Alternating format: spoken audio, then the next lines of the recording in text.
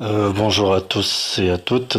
Aujourd'hui, on va voir un exemple d'un régional qui concerne le niveau troisième année scolaire collégiale. D'accord? Donc l'objectif est simple, c'est juste avoir une idée sur l'examen régional et comment on doit répondre à ce genre de questions. Très bien. Donc voilà l'exemple.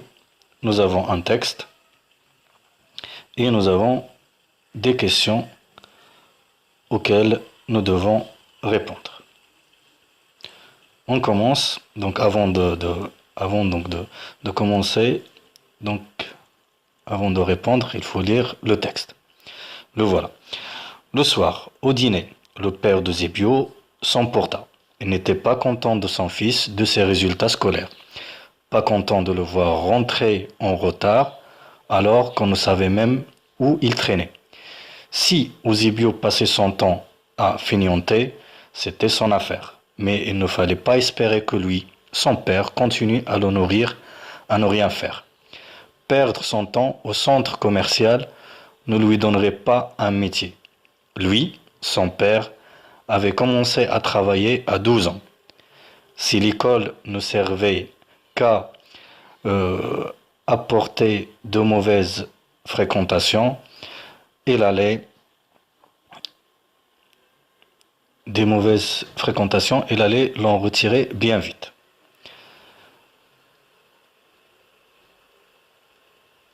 Donc c'est un texte qui est extrait de La maison de voyage de Gallimard, édition Gallimard.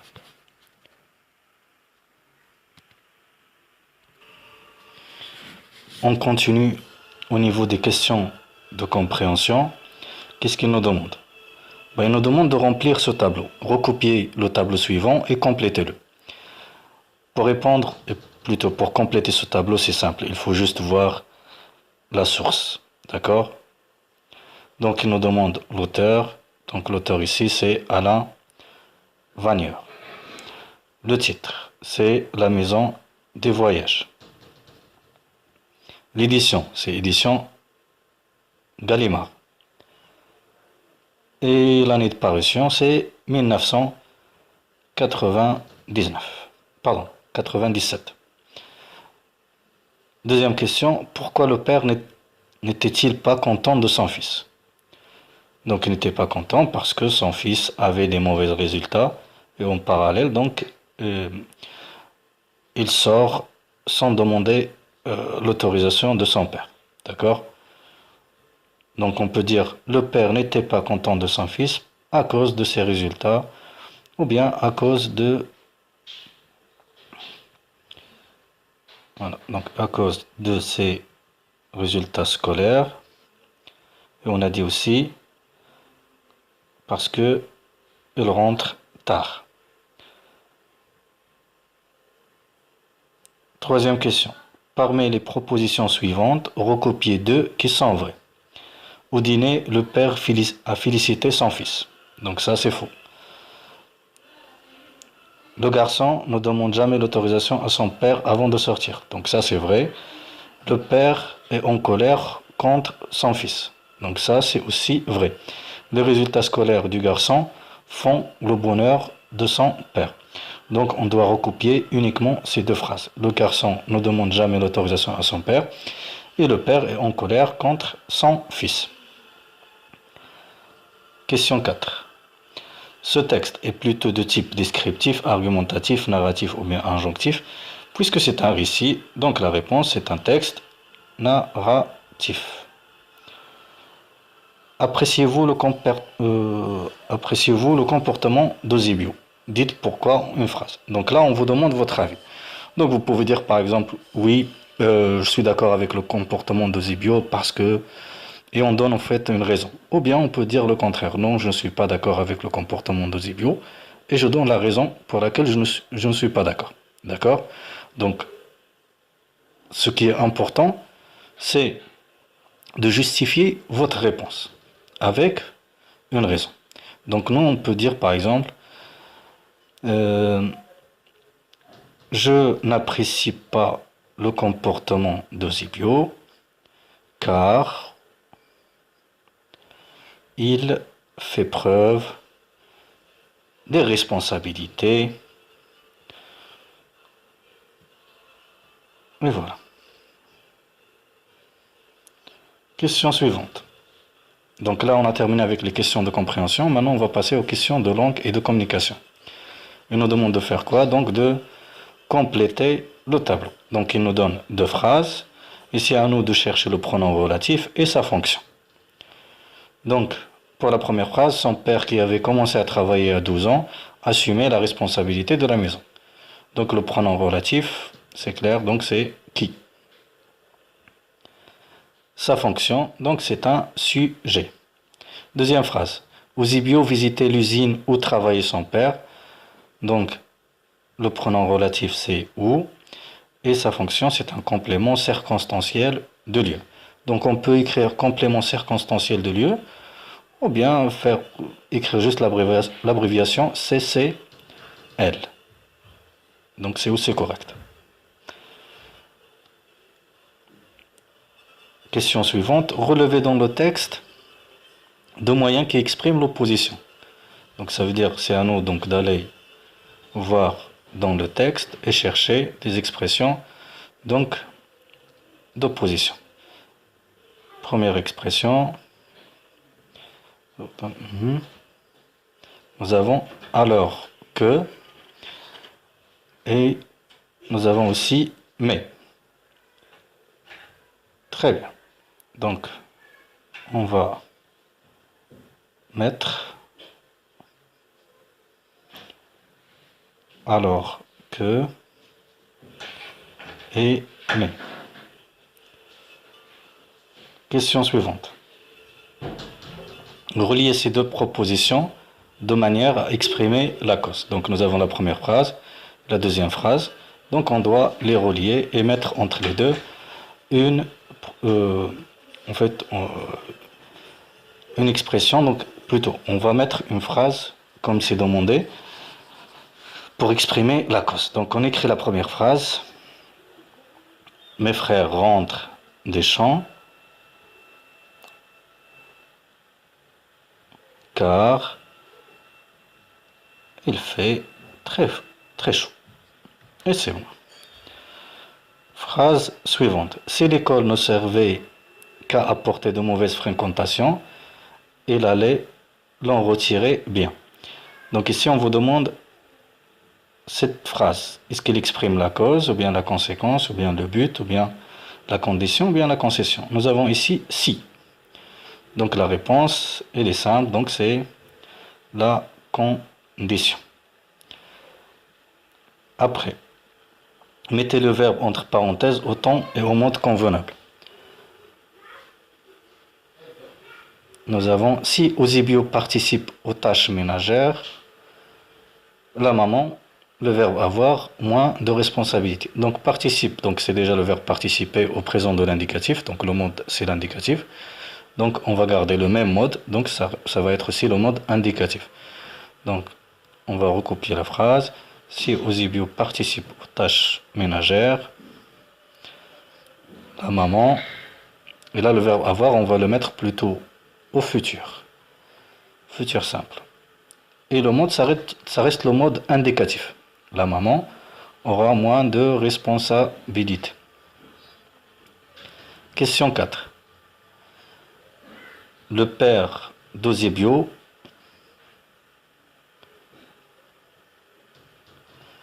donc nous avons le père d'Eusebio s'emporta. Le verbe souligner appartient au champ lexical en effet de la violence. D'accord? Donc s'emporta, ça veut dire s'énerver. On va passer à la question suivante. Relier plutôt les deux phrases, ou bien les phrases suivantes, pour exprimer le but en utilisant la conjonction de subordination afin que. Très bien, donc nous avons déjà afin que, et nous avons deux phrases à relier. On va mettre le père d'Eusebio commence à travailler à 12 ans afin que. Donc nous avons ici ses parents sont fiers de lui. Donc nous avons sens qui est au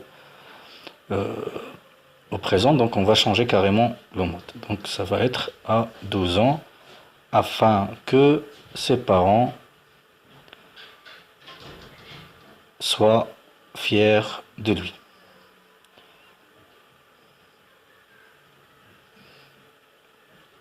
Que diriez-vous à Eusebio pour le convaincre à s'intéresser au travail scolaire?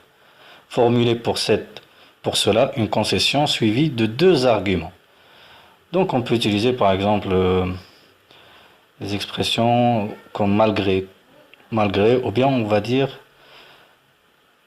même si, et là on formule une phrase. Donc même si le travail scolaire est dur, il reste l'unique chance pour réussir. Donc ça c'est le premier argument, donc c'est pour réussir, et on donne un deuxième argument pour aussi et pour mûrir. D'accord? Donc ça veut dire pour grandir, pour acquérir plus de connaissances et plus de savoir.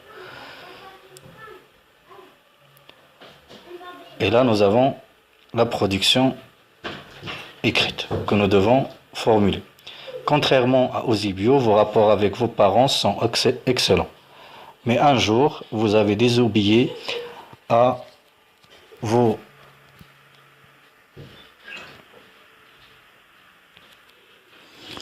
Donc, ils nous disent quoi? Donc, contrairement à Eusebio, vos rapports avec vos parents sont excellents, mais un jour, vous avez désobéi à l'un d'eux.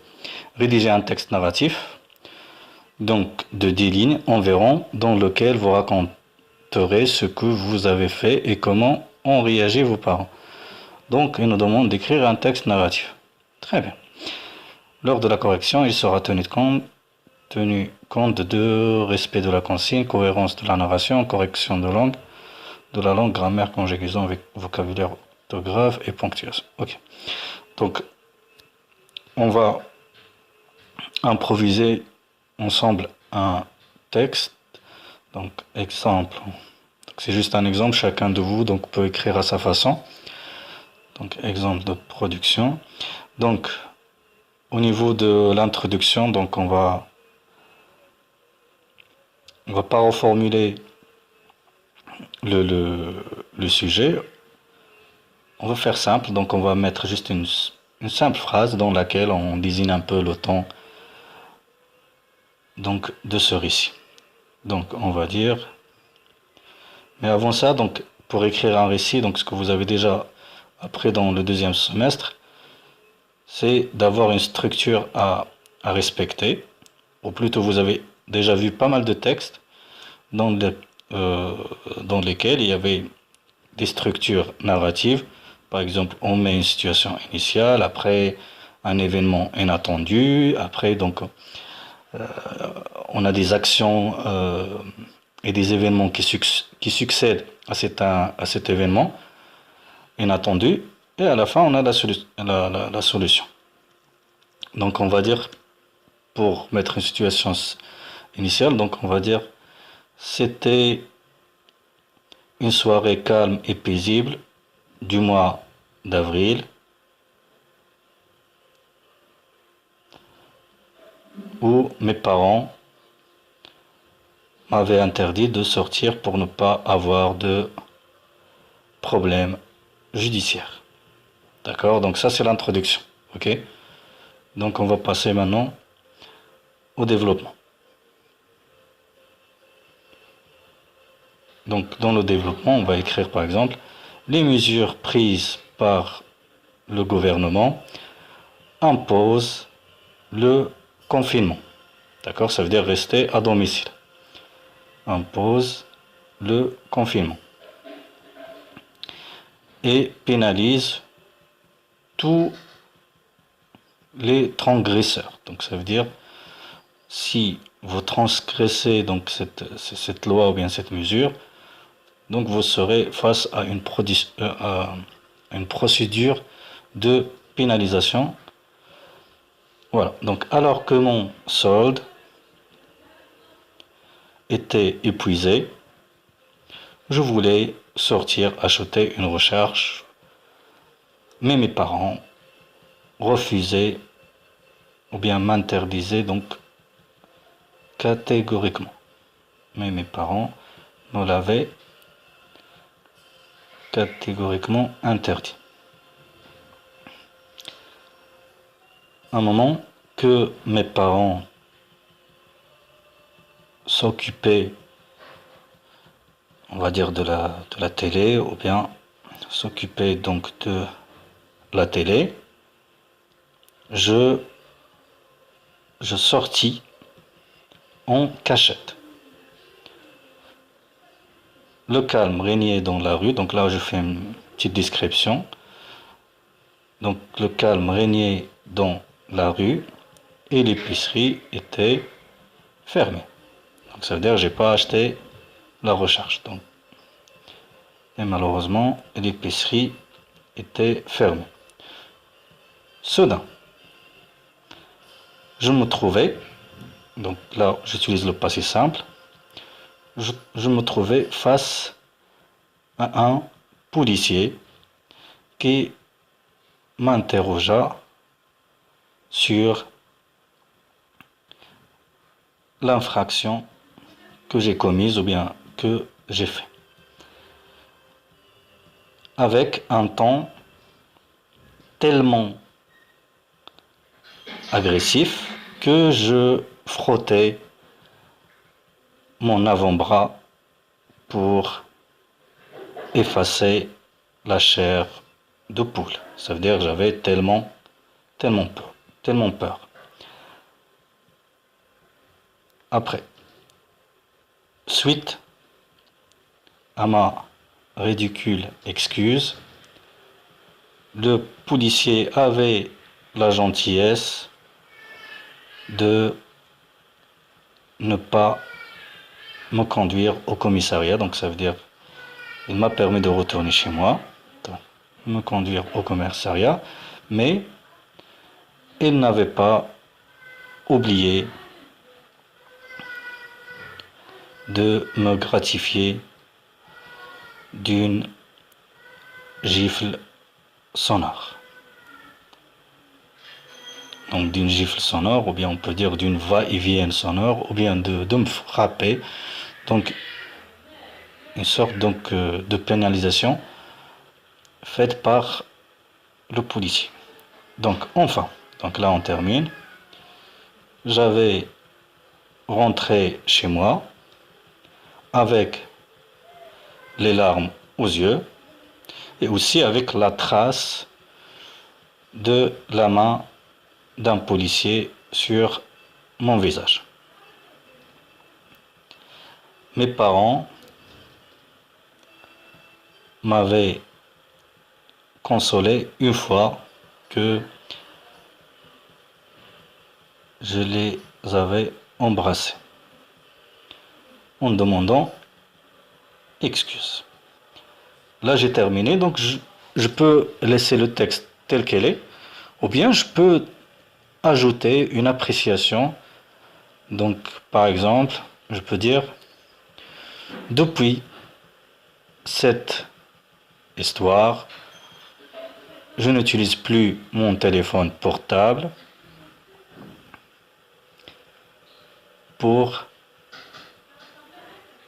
que pour un usage nécessaire et je ne désobéis plus à mes parents. Et c'est bon, donc là on a terminé le texte, on a répondu aux questions donc, de compréhension, questions de la langue et aussi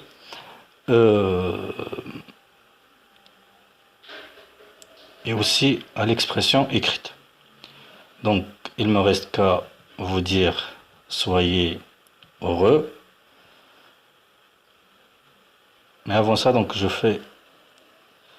on va faire une lecture de ce que nous avons fait pour s'assurer qu'on n'a pas fait de faute. C'était une soirée calme et paisible du mois d'avril où mes parents m'avaient interdit de sortir pour ne pas avoir de problèmes judiciaires. Les mesures prises par le gouvernement imposent le confinement et pénalisent tous les transgresseurs. Ok. Alors que mon solde était épuisé, je voulais sortir acheter une recharge, mais mes parents me l'avaient catégoriquement interdit. À un moment que mes parents s'occupaient de la télé, je sortis en cachette. Le calme régnait dans la rue et malheureusement l'épicerie était fermée. Soudain, je me trouvais face à un policier qui m'interrogea sur l'infraction que j'ai faite avec un ton tellement agressif que je frottais mon avant-bras pour effacer la chair de poule. Très bien. Suite à ma ridicule excuse, le policier avait la gentillesse de me conduire au commissariat, mais il n'avait pas oublié de me gratifier avec une gifle sonore. Enfin, j'avais rentré chez moi avec les larmes aux yeux et la trace de la main d'un policier sur mon visage. Mes parents m'avaient consolé une fois je, que je les avais embrassés en demandant excuse. Depuis cette histoire, je n'utilise plus le portable que pour un usage nécessaire et je ne déshabille plus à mes parents. Très bien. Donc sur ce, il ne me reste qu'à vous remercier et voilà, et vous souhaiter une excellente vie.